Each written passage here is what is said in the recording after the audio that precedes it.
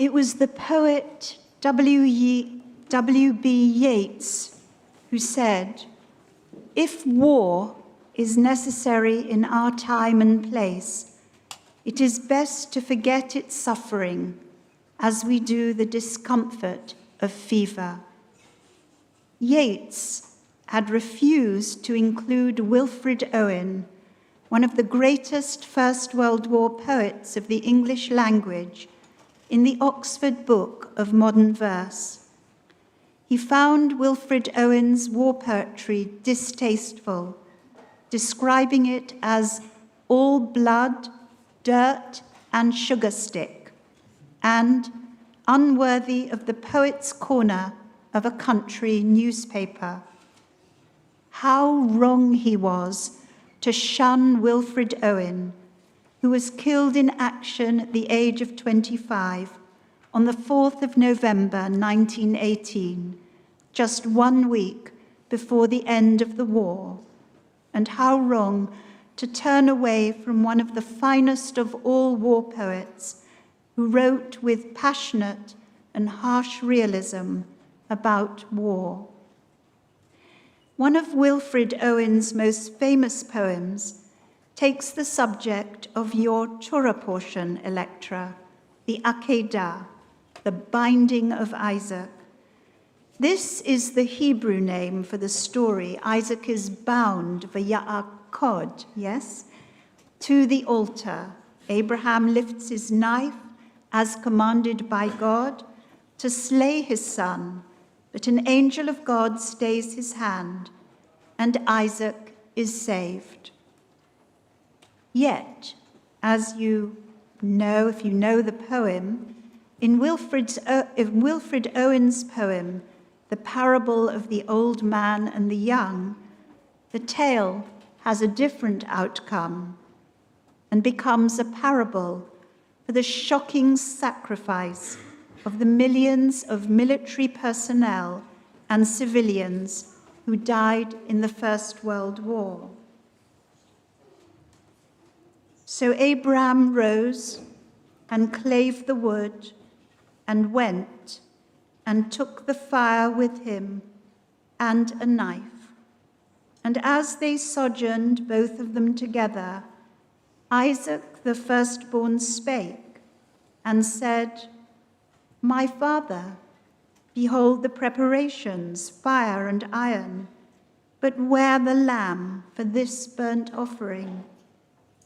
Then Abram bound the youth with belts and straps, and builded parapets and trenches there, and stretched forth the knife to slay his son, when lo, an angel called him out of heaven, saying, "Lay not thy hand upon the lad, neither do anything to him. Behold, a ram caught in a thicket by its horns. Offer the ram of pride instead of him." But the old man would not so, but slew his son and half the seed of Europe, one by one. Owen, who had studied theology and undertaken pastoral work under a vicar, is faithful to the opening words of the biblical story in his first 6 lines. Abraham rises and takes his son, here referred to as Abraham's firstborn, the firstborn certainly to Sarah, but the second son after Ishmael to Abraham. And we hear the question from Isaac that you read, Electra, "My father, behold the preparations, fire and iron, but where the lamb for this burnt offering?" Owen omits the biblical response from the father, who says in the Bible, "Here I am, my son. God will see to the lamb for the burnt offering, my son." And suddenly, in the second half of the 7th line of the poem, the story of Abraham and Isaac is transformed brutally. Abraham binding the youth with belts and straps and building parapets and trenches. We are standing together with young soldiers, apparelled in their military uniforms and knee-deep in mercilessly cold and muddy trenches. Only the monstrous anger of their guns, only the stuttering rifles' rapid rattle to disturb their dreams. In Owen's poem, the angel calls out to Abraham from heaven, just as he does in the story from the Torah. Don't lay your hand upon the lad.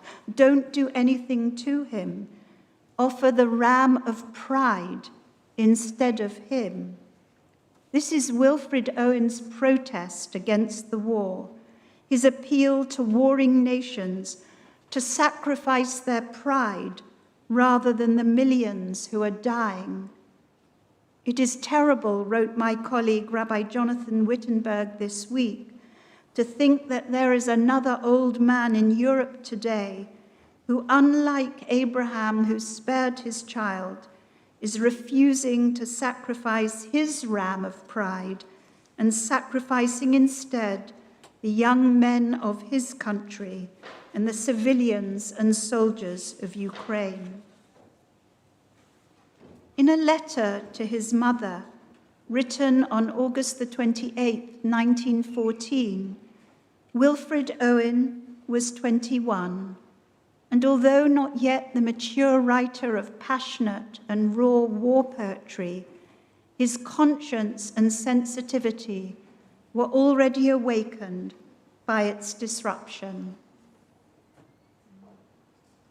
He wrote, "I feel my own life all the more precious and more dear in the presence of this deflowering of Europe. While it is true that the guns will effect a little useful weeding, I am furious with chagrin to think that the minds which were to have excelled the civilization of 2,000 years are being annihilated, and bodies, the product of eons of natural selection, melted down to pay for political statues."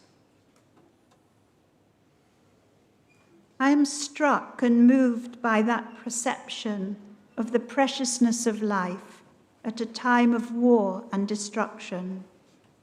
It seems particularly appropriate to be reminded not only of past wars and conflicts, but to think about the future, about the generations to come. In addition to commemorating the dead of 2 world wars and other tragic conflicts throughout the world, as we do today on Remembrance Shabbat, today is known as Eco Shabbat, coinciding with the COP27 conference in Sharm el-Sheikh in Egypt. In the light of our concerns about the climate catastrophe, we can also read Wilfred Owen's parable of the old man and the young as an allegory of the current climate crisis. We may not be binding our youth with belts and straps or building parapets and trenches, but we are continuing to create a world for our children and grandchildren where fossil fuels, rising seas, global warming have become mortal dangers to future generations. Like Owen's Abraham, we are guilty of what might be called potential filicide, the murder of our children's hope for a better world. It is not our pride that we refuse to set aside, but our complacency and delusions about the dangers that climate change brings to all of us, but particularly to poorer countries who lack the resources and finances for investment to help themselves. As much as we would like to turn aside, like Yeats, from the ugliness and danger of war in Ukraine, from the suffering of climate refugees on the other side of the world, facing the harsh and brutal reality of these circumstances, his words urge us towards indignation, protest, and change. If Wilfred Owen was able to acknowledge the preciousness of life, even as Europe was about to lose a whole generation, so in our own war against all that blights the future, we must feel our own lives and the lives of others to be all the more precious and dear.